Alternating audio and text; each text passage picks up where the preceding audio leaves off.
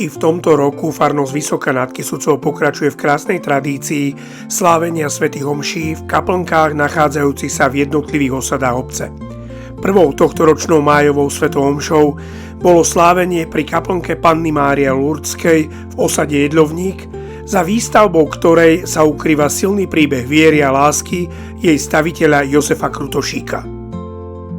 V sobotu 9. mája sa pri tejto vzácnej kaplnke stretli nielen veriaci a rodáci z osady Jedlovník, ale aj obyvatelia z ďalších častí obce.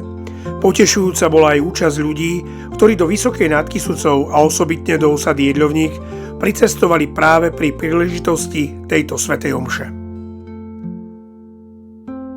Svätú omšu vzhľadom na chorobu vysockého pána farára celebroval Lukáš Branek zo Živčákovej.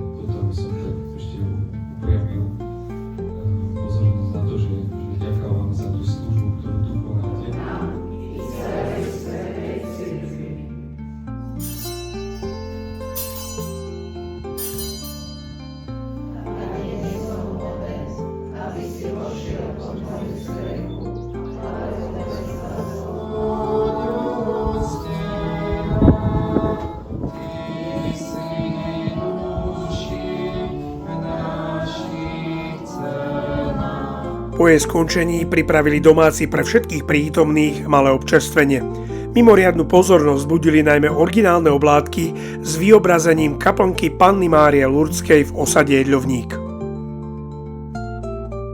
Po viac ako 130 rokoch sa tak opäť naplnilo želanie vyslovené pri vzniku tejto kaplnky, aby sa v nej slávila svätá omša za jej staviteľa Jozefa Krutošíka, jeho manželku Veroniku a za všetkých ľudí, ktorí jej venujú svoju starostlivosť a lásku.